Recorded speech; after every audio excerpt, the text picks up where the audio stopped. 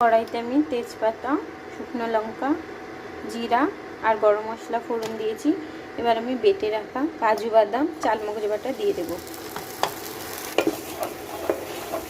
Mixie বাটি ধুয়ে রাখা জলটা আমি দিয়ে দিলাম। এতে আমার ছিল কাজু বাদাম, চালমগজ, তেল বাটা আর আদা, কাঁচা লঙ্কা। পরিমাণ মতন আমি হলুদ দিলাম, লবণ দেব, লবণ, কাশ্মীরি রেড চিলি পাউডার, 1 চামচ ধনে গুঁড়ো।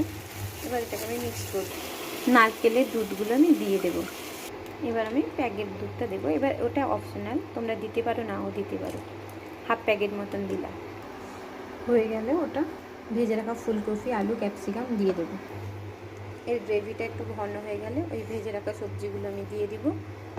তারপরে পরিমাণ মতন লবণ, একটু বাটার ছড়িয়ে আমি নামিয়ে নেব। গরম মশলা, ভাজা গরম মশলা গুঁড়ো ছড়িয়ে আমি নামিয়ে নেব।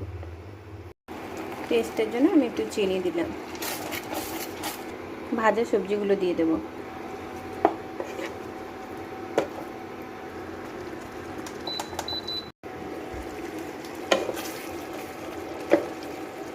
আমি এতে বাটার দেব।